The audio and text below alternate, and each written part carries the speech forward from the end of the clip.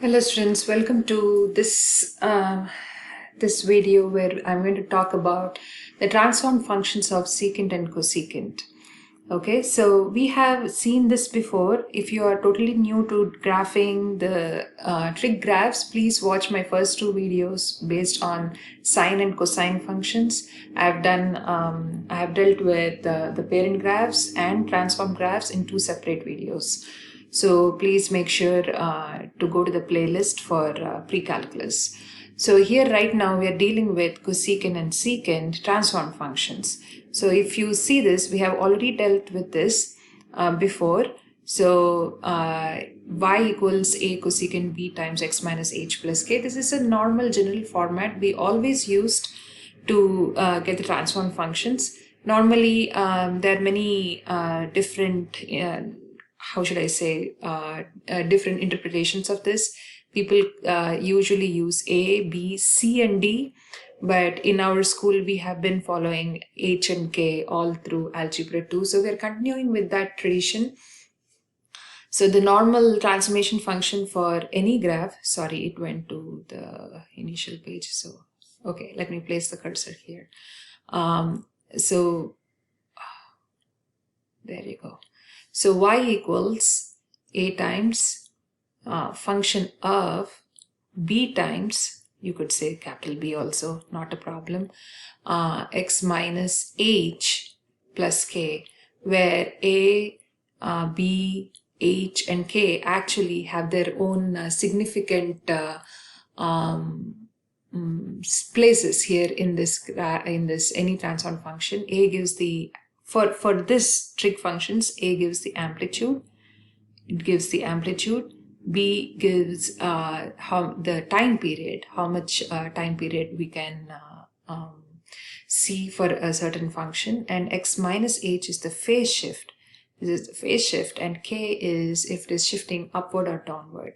So normally I hope you remember me calling this the naughty child for the parent graphs, and this is the good child, only because when you write it as x minus h, the graph is actually placed to the right, and when you have x plus h, the graph is actually starting from the left. So that's one thing, and k is the good child because it works as intended. When you say plus k, it goes up, and minus k, it goes down. So let's look at example. When we look at example and try to do the example, then it'll be much easier to follow. For a complete detailed explanation for these kind of functions, please watch my secant, sine and cosine transform functions video. Compare apples to apples with the cosecant function. You'll see that a is 2, which is the amplitude is 2. So if we have a center line at 0, then you have to add 2 and subtract 2. But I think because of the minus 1 here, the graph is going to shift down. So k is -1. There is no b, meaning there is a b, but b is 1. Normally this b would have been here, but b is 1, so we don't have to worry much about that. And x plus 30 means there is a phase shift. So a 30 degree to the left. So remember, this is not equal, it's going left 30 degrees, meaning there is a phase shift towards the negative side. So h is -30. Normally, the period would be 2 pi or 360 degrees. So we have to divide this by 4 to get our increments to draw the graph. So 360 divided by 4 is a 90 degrees. So each tick mark that we are going to choose is 90 degrees, which is also pi over 2. Okay, so I'm just doing both because it'll be easy for you to understand. Normally, as I grew up learning trig, what I did was I used to first get everything in my head as degrees and map them into radians by converting them. And if that works with you, go ahead with that. Or you can directly remember 2 pi divided by 4 would be pi over 2, right? This is 2 pi. So if you divide 2 pi over 4, you will get pi over 2. So don't get too much confused about it. So by the way, here we are starting, here the graph is shifting down -1. So which means our center line will be at -1. So keep that in mind. So first let's draw the center line. I chose to have a grid for me because it's hard to use a ruler without the grid. So now this is -1. This is the center line because the graph shifted down. So now from here, the step up is 2. So you have to add 2. So that will be, I'm going to take 4. It will be nice, easy graph. So let me take this as the top line and the bottom line at 4 again. But when you add 2, -1 plus 2 is a +1. So you'll get 1 over there. And you have to subtract 2 from -1 to get to the bottom line. Now it becomes -3. So now we have also learned that the graph is shifting 30 degrees to the left. So we are starting at 30 degrees, okay, which is also pi/6. I'll write the radians in green after I finish writing this. So I'm going to take intervals of 3 as my tick marks. So it'll be easy. So 1, 2, 3, 4, I think that should be enough. And also there should be asymptotes. So we need to locate where the asymptotes are, right? So if I actually look into here, if I say this is x is 0 degrees, for example, if x is 0, then cosecant 30. So sine 30 is half. And so cosecant 30 is 2. So 2 times 2 is 4 minus 1, 3. So you will have a valid answer. So it doesn't affect the graph. We just have to see where it is undefined, right? So it would definitely be -30 because when you put -30 here, this becomes a 0. But what is cosecant 0? It is undefined. So that's the reason why we are starting at -30 with an asymptote. So you would draw a dashed line representing that. Okay. Now, so from -30, the next tick mark would be +90. So, sorry, this is -30. My bad. I didn't write that before. So -30 plus 90 is a 60 degrees. So from here to here, this will be 60. And 60 plus 90 is 150. And 150 plus 90 is 330. Okay. So we have here an asymptote. So the alternate line would be an asymptote 2. Okay. There is another asymptote here. So my bad. My math is wrong. This is 240. And then when you add another 90, my bad. 330. Okay.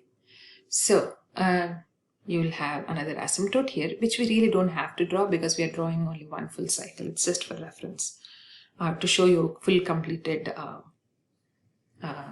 curve for our cosecant.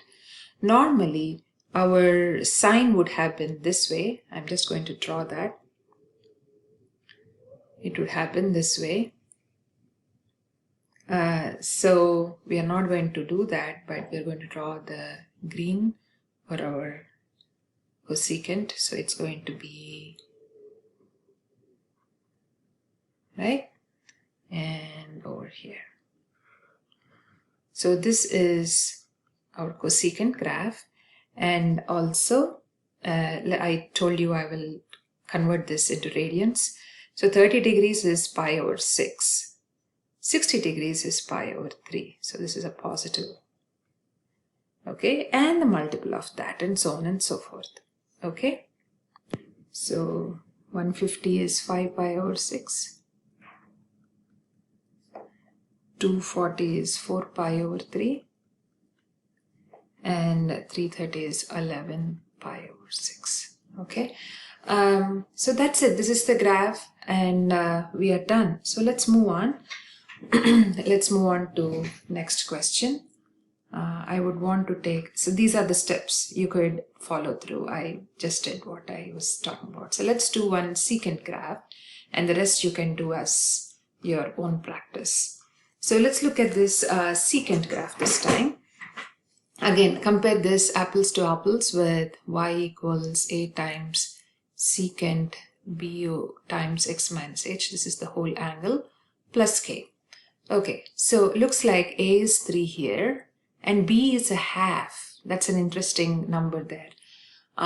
There is no phase shift, so the starting point will be at 0, and there is nothing added outside here, so k is also 0. So the amplitude is 3.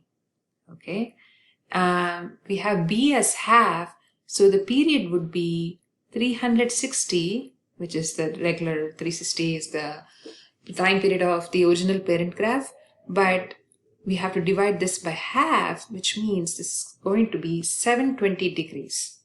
Okay, this is going to be a 720.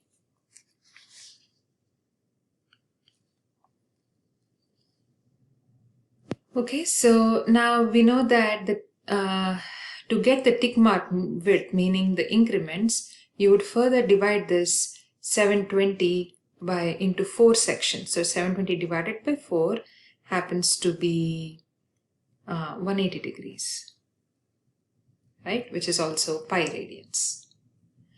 Okay, now first tick mark, because there is no phase shift, it will be at 0. And the second would be plus pi or plus 180. Plus another 180 is 360. Plus another 180 is 540. And finally another 180 will get you to 720. Right? So now let's draw the graph. It's going to start at 0. So this will be our center line.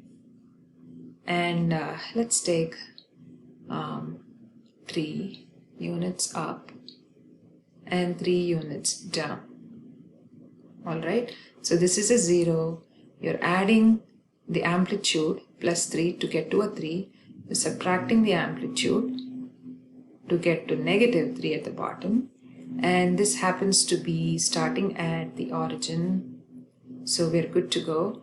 And then at regular intervals, I'm going to choose 3 as my tick mark. So 3 and 3 and 3.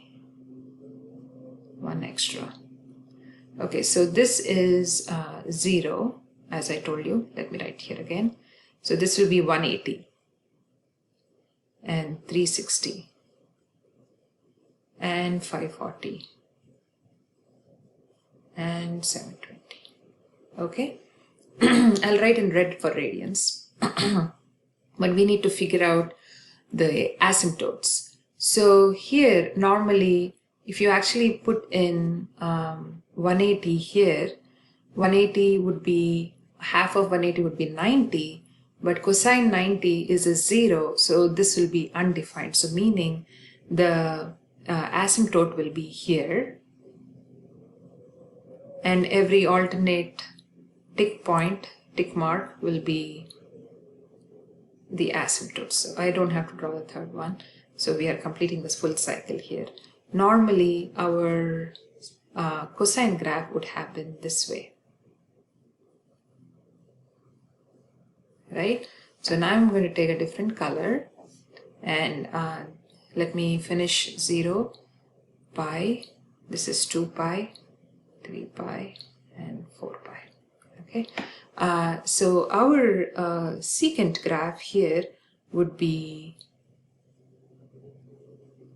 from here, and in the middle, one full, it should touch this parabola over here, and another over here at the top. Okay, normally it stretches even beyond, but we are only showing one full cycle. We are not showing the complete graph, continuous graph. Okay, that you could see in the Desmos. You can actually verify this in the Desmos. Okay, so that is it, my dears. This is what this is how you draw the reciprocal functions of cosine and sine, secant and cosecant. Okay, thank you for watching. I'll see you next time.